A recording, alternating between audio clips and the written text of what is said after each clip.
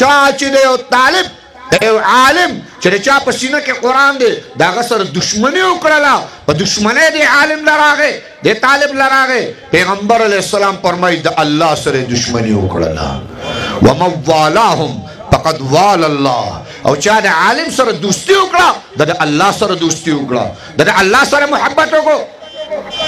ځکه د کوم د پیغمبر شان ورکړي پیغمبر ورته عظمت ورکړي نو دا چې سفر کړی دي د علماو نه تاسو کا موږ د علما هغه ورځ ګورو چې کله په موټر کې ناشتي موږ د علماو دا ژوندۍ ګورو چې کله پاکه جامه غوستي او پټکي والی موږ ویاله کې د سپینې جامې خان نوان دي د سپینې جامې خان نوان دي وروره په جمعات کې مولا دی او داسې موټر سایکل ورسره دی داسې موږ په سعودي کې وانغس د جمعات کې کوم دی مولا صاحب دی په داسې ظالم ګاډي کې ناسته چې ورته ورخېږي یو ډب ترې نه تېر کړي هلکه تا د دې عالم هغه مخکې ژوند کتلی دی یو مولا چې جوړېږي یو عالم چې جوړېږي یو پټکي والا چې جوړېږي دا په ډېر دردونو باندې په ډېر آهونو باندې په ډېر تکلیفونو باندې په ډېر چې کوم دی سختو باندې والله چې د جمعې ورځ راشي که نه او دا واړه کورونو ته روان شي نو د چا کورونه چې لري که نه نو دا یو ماشوم بل ماشوم ته وایي زه به سبا خپلې بېبې له ځم زه به سبا خپل کور ته ځم چې د چا کور لري سر خیال دی دې ماشوم پړه به څه تېرېږي بېبې خو بېبې مور خو موري بابا خو بابای زما طالب د مور ډوډۍ پرېښودې ده زما طالب د پلار مینه پرېښودې ده زما طالب د ښایسته او ښکلي بړستن خوب پرېښودې ده زما طالب د خپل کور غم او خالي پرېښودې ده زما طالب د خپل کور حسن او راحت او لذت پرېښودی دی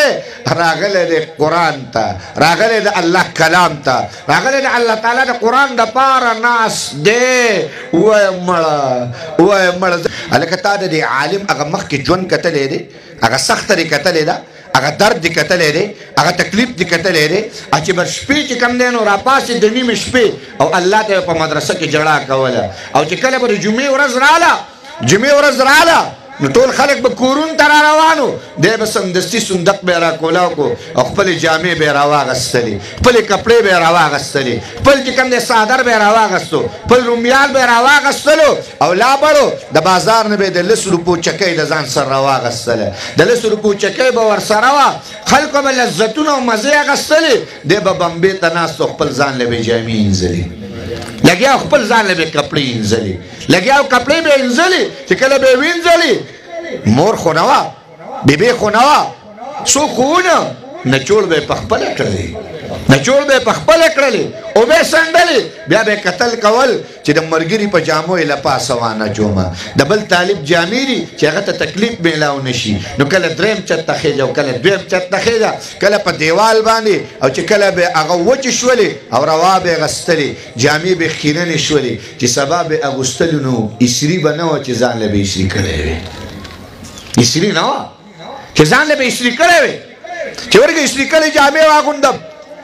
دقه کut جامې به یې راواغستلې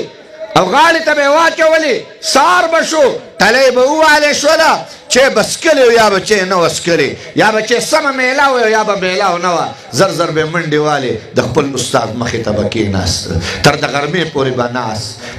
ما غرمه به شوله چې غرمه به شوله روټۍ به وه نو څنګه روټۍ به وه یار څنګه روټۍ به وه محتمم صاحب ماشومان به لیږلي وو هغوی به کوڅو کې اواز کړی و ماله ډوډۍ راکئ د مدرسې طالبان ماله ډوډۍ راکئ د قرآن طالب ماله ډوډۍ راکئ زه چې کوم دی طالب ستا کوڅې ته ولاړ یم چا ورله سوې ډوډۍ ورکړې ده چا ورله پوټۍ ورکړی دی وایي زه دا پوټۍ دې د بابا په نوم باندې شي خو د پوټي په ځای ورله چې کوم دی یو غټ ښایسته او ښکلی هډوکی ورکړی دی چې د بابا په نوم دې دا هډوکی قبر ته لاړ شي دا د بابا په نوم هډوکی چا ورله الو ورکړی دی وروره چا ورله ماته ډوډۍ ورکړې ده چا ورله چې کوم دی نو په کور کې سړه ډوډۍ ورکړې ده او طالب را روان دی مدرسې ته یې راوړي چې مدرسې ته یې راوړي اواز وشي ډوډۍ تیاره ده قسم دې د دسترخوان ته چې کښېني زه د سوات بر په دوره باندې ومه د دیر واړی کې پروګرام مې وکړو بیا چې کوم دی مدرسه کې مې دمه وه نو په هغې کې طالبان کېناستل چې طالبان کله ډوډۍ ته کېناستل هغوی ویل جي ډوډۍ به کوم ځای کې خورو مې د طالبانو سره جي وي ستاسو انتظام ځان له شوی مې والله نن یې د طالبانو سره خورم والله نن یې د طالبانو سره خورم نه جدا کېږم د طالبانو له دا د رحمت جروکي